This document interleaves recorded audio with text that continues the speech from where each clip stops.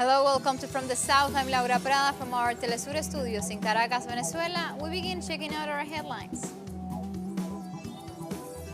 In Venezuela, President Nicolás Maduro denounced that lawmaker Juan Guaidó and the mercenary Jordan Goudreau met at the White House to coordinate the head-on operation.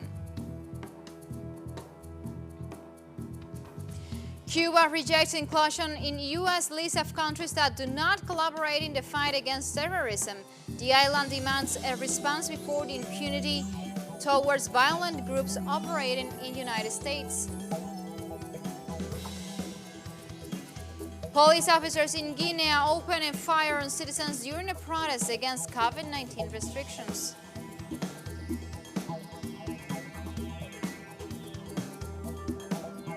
We begin with our news. You stay with us.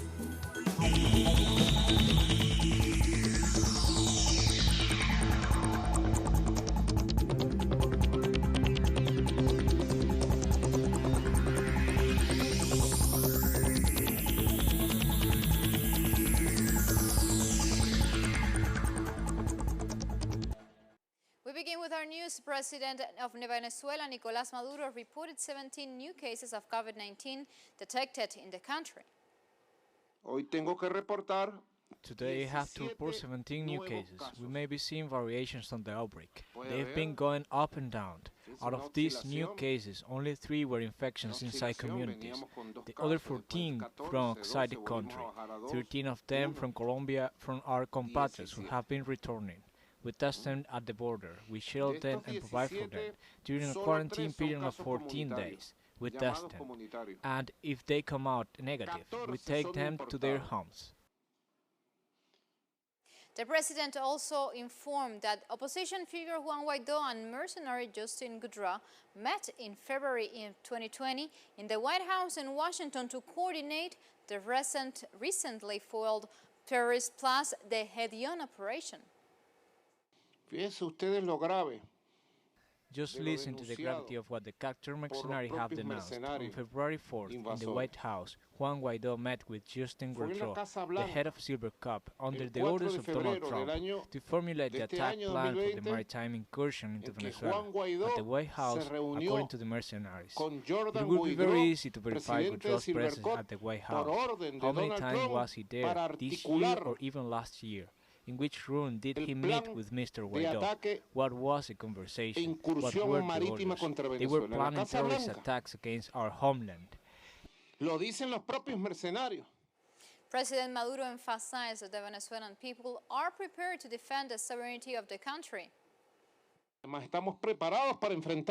We are preparing the coast in the mountains, in cities and towns. The rivers are ready for battle. If we have to fight, we are not speaking idly.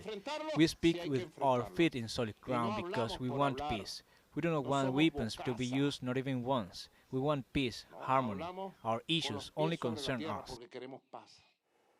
Also about Venezuela, British news outlet The Canary has published a report where they expose a secretive unit set up by the British government Foreign Office that aims to support and overthrow the Venezuelan legitimate government.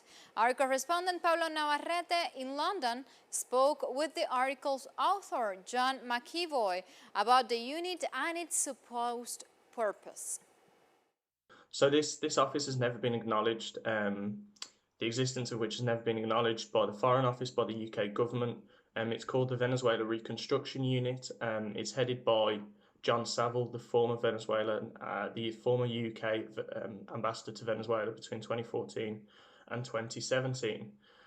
Now, in an official response, the UK government says that this unit, that is never acknowledged, is supposedly to help deal with the political and economic crisis in Venezuela. However, in private communications that we've obtained between the Juan Guaidó's UK representative, Vanessa Neumann, and UK officials, we've found that there's some discussion about planning for the sustenance of British business interests in a reconstructed Venezuela. So we get the kind of idea of what Britain's interest in reconstructing Venezuela is there.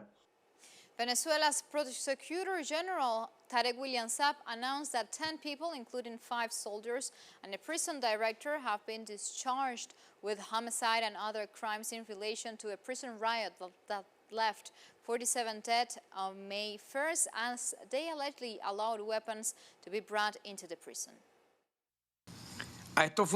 These officials are currently being brought before a competent court and will be charged with the crimes of complicity in international homicide, attempted murder for those who were obviously left with the regrettable result of being wounded and abuse of power.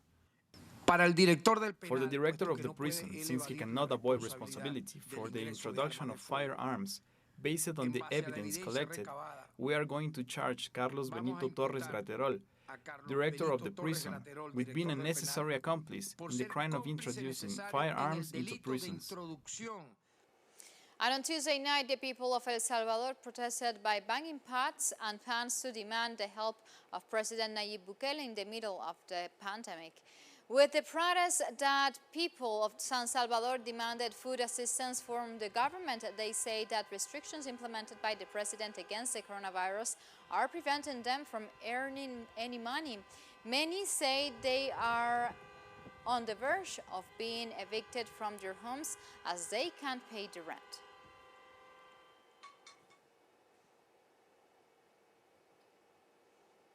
In Bolivia, teachers gather at Cochabamba's main square to demand a response to their demands. The de facto government, teachers have denounced mass layoffs, even though the de facto government issued a decree that forbids any layoffs during the quarantine time due to the COVID-19 pandemic. Authorities are especially taking advantage to dismiss teachers since the current restrictions forbid protests. But teachers demand to be rehired and the payment of late payments, saying they plan to mobilize against the measures. In Chile, government ordered a mandatory quarantine for the capital, Santiago de Chile, on Wednesday after 2,260 new infections and 12 deaths were recorded in the last 24 hours. The most severe measure that I must announce by instruction of the President of the Republic is a total quarantine in Greater Santiago. And Mexico will gradually reactivate its economic, social, and educational activities by zones based on the number of positive cases of COVID-19 in those areas. This is therefore a reopening plan that we will start on June 1st. Meanwhile, we will have a preparation stage and we will expand from May 18 the essential activities with construction, mining, and transportation manufacturing. The Mexican government has announced that states and municipalities will be responsible for deciding when and how to ease lockdown measures. By lifting the national sanitary measures, it does not mean that the mitigation measures of this epidemic are removed.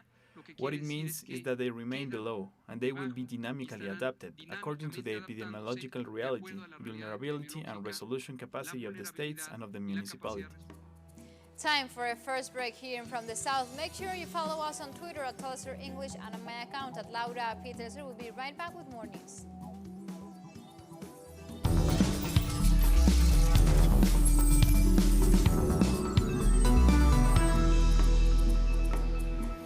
We are back with our news. The Trump administration said this Wednesday it had put Cuba back on the list of countries that do not cooperate fully with its efforts to counter terrorism in a further escalation of U.S. tensions against the island. The State Department justified a move by Cuba's refusal of Colombia's request to extradite leaders of the ELN rebel group after it claimed responsibility for an attack at Bogota Police Academy in January 2019 that killed 22 persons. The leaders of the National Liberation Army, ALN, the largest active guerrilla group in Colombia, traveled to Havana as part of the peace negotiations that stopped last year in 2019 after this incident.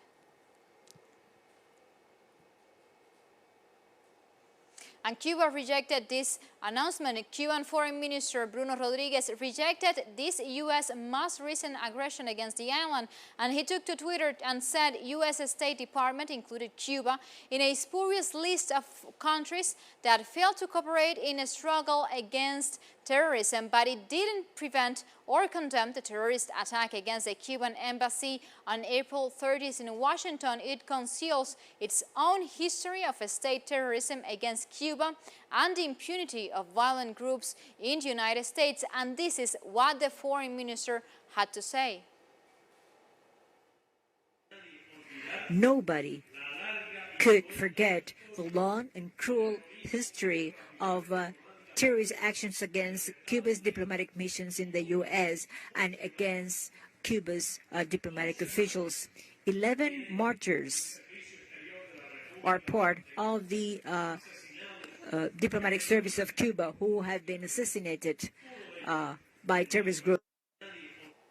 We move on. In Italy, they have decided to temporarily regularize illegal immigrants working in fields who have long suffered exploitation due to their condition. As of today, thanks to the choice made by this government, the invisible will be less invisible. Those who have been brutally exploited in the countryside or even in fake cooperatives where people have been loaned out to work in families, to work as caregiver or as domestic servants will be not invisible because they will have access to a resident permit to work, and we will help them to be people who regain their identity and dignity because we have made a clear choice. And U.S. President Donald Trump called on Wednesday to ease of lockdown measures despite COVID-19 crisis in the country. In a meeting with the governors of North Dakota and Colorado, President Trump urged governors to reopen schools despite reports of children death by symptoms linked with COVID-19.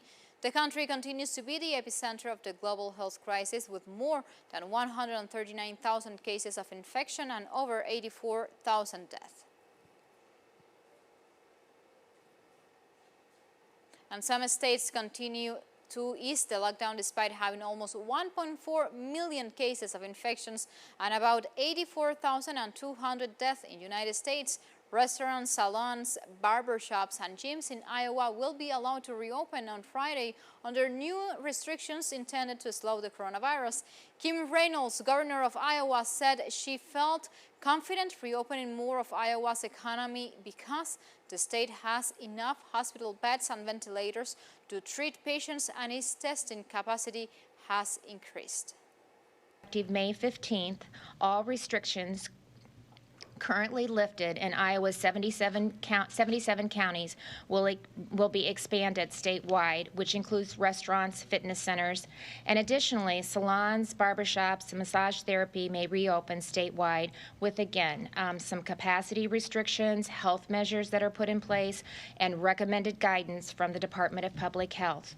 As we increase testing, especially in the hotspots, we're going to see our numbers continue to rise. But what we want to watch is we want to make sure that the rise in the positive numbers is not impacting our healthcare systems. And so far, we've seen our healthcare, our hospitalization numbers stabilize.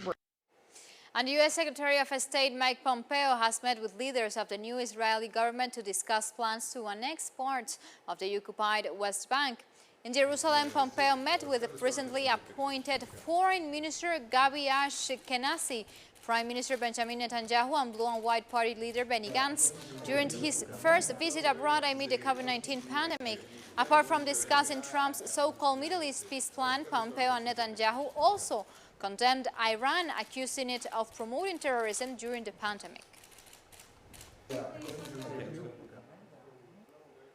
Pompeo also coincided with an upsurge in violence in the occupied West Bank, where Israeli troops shot dead a 15-year-old Palestinian boy in a refugee camp. The funeral for Said Kaisaya was held at the Al-Fawar refugee camp south of the West Bank town of Hebron. The Israeli military said troops had entered the camp to make arrests and had been met with a violent riot in which shots were heard and a soldier was lightly injured. The child was watching the army from the rooftop of their home with his sister. I was standing at the door of their house. I heard women screaming, so I rushed upstairs, and I saw the child, a pool of blood, and his sister screaming. I found him dead. The bullet went through the eye and exiting through the back of his head. And Lebanon has ordered a 4-day-long total lockdown starting this Wednesday after recording a rise in COVID-19 infections. The country has recorded more than 100 new infections over 4 days, but the new cases mostly include repatriated Lebanese nationals who have returned to the country in recent weeks. The country's information minister said the lockdown includes the health, agriculture, food and manufacturing industries, but citizens are encouraged to stay home. Shops and restaurants have recently started to reopen after the government last month decided to slowly ease lockdown measures. The situation is definitely difficult, particularly as things get more expensive. Everything is at minimum 40 to 50% more expensive, if not more. So we're putting up with high expenses, especially because of the exchange rate between the US dollar and the Lebanese pound, because Lebanon imports everything. I can take a lot of money from my clients. I just can't. I just take a little bit. As much as they can afford, it's okay. Time for another short break. Hearing from the south, make sure you stay with us. We'll be right back with more news.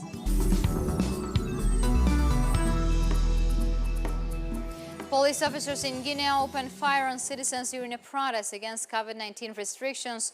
Reportedly, at least 6 people were killed during the protest after motorcycle taxi drivers clashed with security forces at a checkpoint in the western town of Friwaidi. Protesters claim that they are being mistreated and extorted by authorities when entering and exiting the capital amid the COVID-19 situation that has so far claimed 11 lives.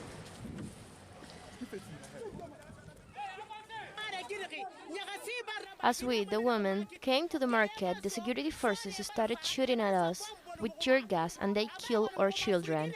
4 of them were shot dead and the hospital refused to receive the dead bodies of our children, but we will challenge them until we get a result. When our mothers came to the market in the morning without masks, they arrested them, forgetting there is no work at this time. The police will withdraw the 20,000 or 30,000 francs they bring to the market. What is a checkpoint doing here? We asked them to remove that and they killed our friends. South African President Cyril Ramaphosa has announced that the nation will further loosen a nationwide lockdown later this month. We will immediately begin a process of consultation with relevant stakeholders on the proposal that by the end of May, most of the country should be placed on alert level 3. Some of our people have questioned whether our approach in dealing with the coronavirus has been at the expense of the livelihood of our people. Our strategic approach has been based on saving lives and preserving livelihoods. Our key objective has always been to slow down the infection rate through a number of interventions in our coronavirus prevention toolbox. Authorities in Niger said around 75 Boko Haram terrorists were killed in the southeast and in neighboring Nigeria. In a statement, Niger's Defense Ministry said 25 Boko Haram terrorists were killed on Monday near the city of Difa, while about 50 were neutralized. The same day in Nigeria's Lake Chad region, a vehicle, 4 motorbikes, weapons, ammunition, and various material for military use were also seized. Boko Haram group has killed more than 36,000 people since it began in northeastern Nigeria in 2009. It has also displaced nearly 2 million people from their homes. And Lesotho, COVID-19 has officially infected the entire African continent after Lesotho reported its first positive case on Wednesday, a week after lifting its lockdown. The Ministry of Health says 81 tests were conducted on travelers from South Africa and Saudi Arabia on May 9th. The results were obtained in May 12, 80 of which were negative. To date, the ministry says 597 samples were sent for testing and 295 are negative and 301 are pending. The Chinese government will send a team of medical experts to Algeria to help the country fight the COVID-19 pandemic. The team, organized by the National Health Commission, is the largest that China has sent abroad to combat the coronavirus to date, consisting of 20 medical experts. These experts, specializing in areas including respiratory diseases, intensive care, infectious diseases, and laboratory testing, will exchange experiences with their Algerian counterparts and offer training.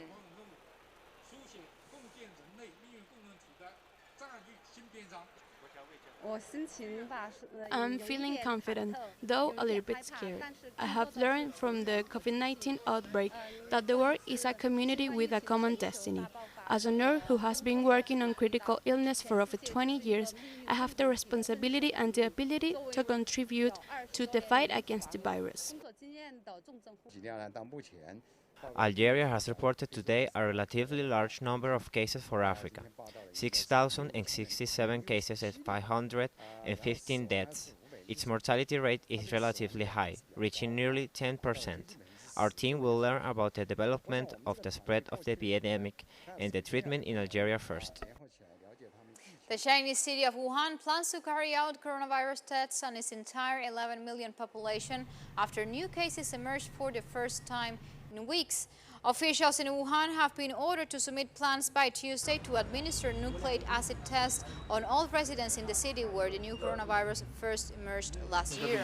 The plan comes after Wuhan reported 6 new cases of COVID-19 for the first time since the city reopened after a 76-day lockdown.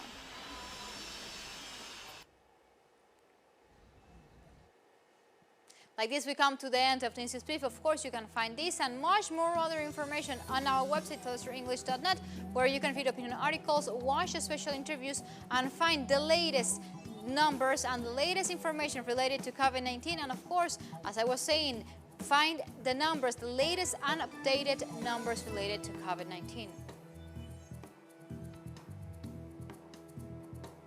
Like this, the invitation is made for you to continue with us with Telesur, always together, connecting our global thousands. Until next time, thank you for watching.